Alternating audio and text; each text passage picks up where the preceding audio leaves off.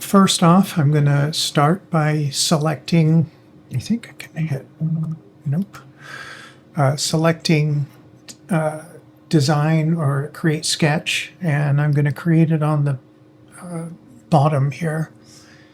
And I'm going to start with a circle. This circle is going to be, let's say, 200 millimeters in size. Now you can hit this little button down here to fit it to the screen. And by holding the Shift key, I can use the mouse to rotate. So now I'm going to finish that sketch. I'm going to add a surface offset plane to this plane. And I'm going to go up 30 millimeters.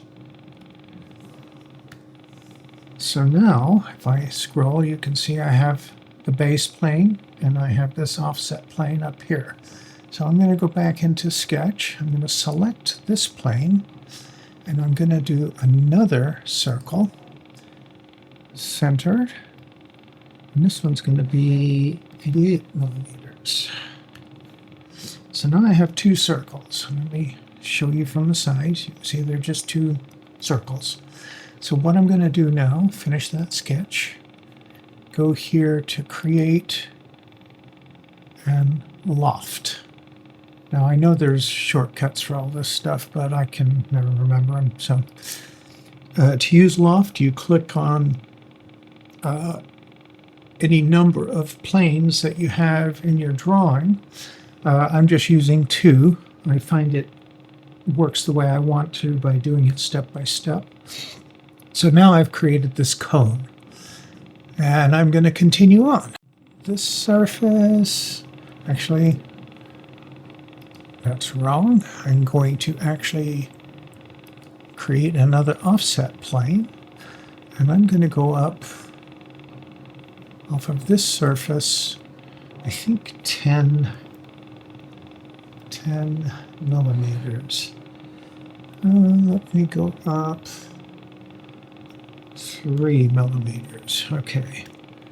And this one is going to be a little bit less. And I'm thinking this is going to be, I'm actually measuring it right now. I'm going to go down to 86. Okay. So I'm going to now edit. I'm going to go to this plane and then do another circle. And this one's going to be 86. 86.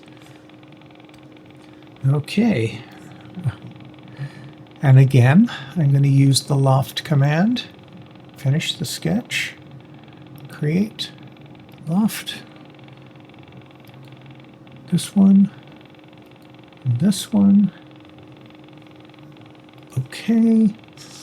And then once again, I'm going to do the same thing, offset plane.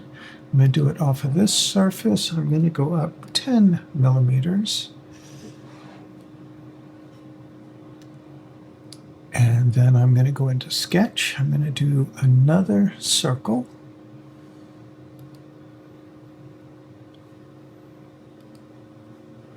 Right here. And I'm going to do it that same, was it 86? Yeah. 86. Look at it from the side. Now I have this new circle there. I'm going to finish that sketch, do a loft. I'm going to select this surface and this surface. And there we go.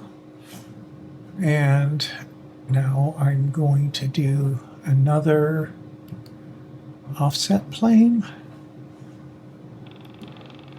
And I think I'm going to go up about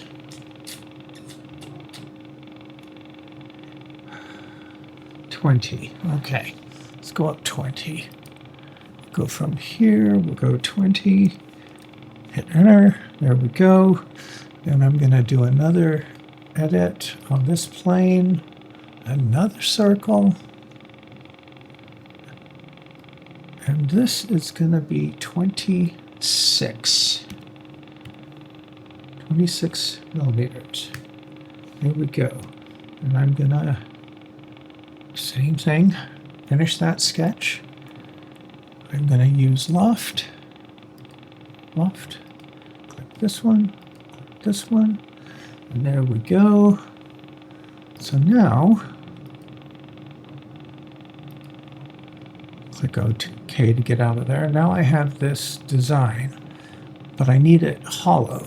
So what I'm going to do is I'm going to use this shell option here and select this surface, and this measurement here is actually how thick you want the edge to be. This is an inside shell, so I'm going to say 3 millimeters. So what that did, and I hit OK, hit enter, is it now created basically like a funnel kind of looking thing, except for the top is still solid. I'm going to actually fix that by putting a hole through that top. And I'm going to use this hole type. And I'm going to do a flat surface. I don't need it. Don't need anything else. But I do want to make sure that this is centered. So I want to snap there, snap to point. And I want this to be 3 millimeters less than this circle. That circle was 26, so I can make this 23. Yeah, I think, let me make this, yeah, 23. So I'm going to change this dimension here. Instead of 10, it's going to be 23. And I'm going to say, okay. So now I've just kind of made a hole through it. Now you can see through to the background. Okay, last thing I'm going to do on this is I need to put some set screws in it so I can mount it to the bird feeder itself, and I'm going to put those set screws here. So what I'm going to use is this hole command again, but this time I am going to put threads on it. And so I'm going to select the right side. I'm going to click about in the middle. It kind of centers it for you. The nice thing about this is I can say I want this to be 4 millimeters. So I'm looking for an M4. That's 0.4 millimeters. That's not what I want. Where's 4 millimeters? There it is. 4 millimeters. And now you see it automatically selected M4. Right-handed thread. This is all standard stuff. If you need non-standard, then you can set these. So I'm just going to say OK. And you should be able to see the hole with the threads in it. Just want to make sure. Let me go to the next face of this, the back.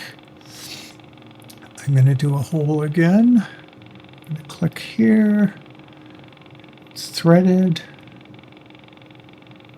Hole, tap type, thread offset. Yep, everything's good. This is, it doesn't need to be 10 millimeters. It's only 3 millimeters thick, but it doesn't hurt anything. Everything's the same. It defaulted to the last settings. I can say OK. I'm going to move this now to the next face, which is left up here. And I'm going to do another hole right there. OK. And lastly, the fourth one is the front. Turn it to there, do another hole, and that goes right there. And that's it. That's my whole drawing. You can see I've got holes that go through. You can actually see through them if you line them up just right. Those holes, let's see here. It's hard to tell, but they should be threaded.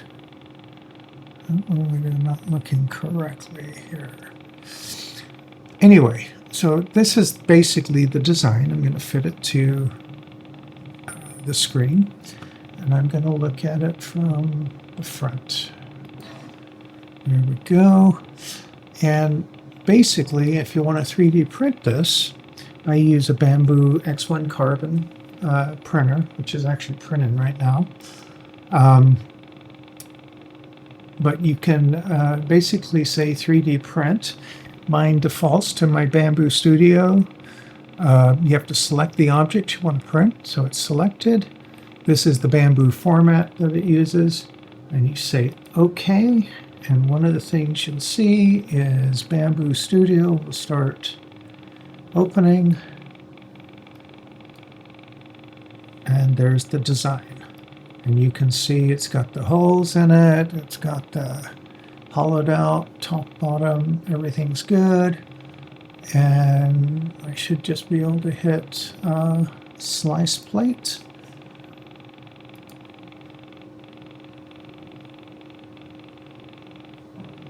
And there we go. It is ready to print.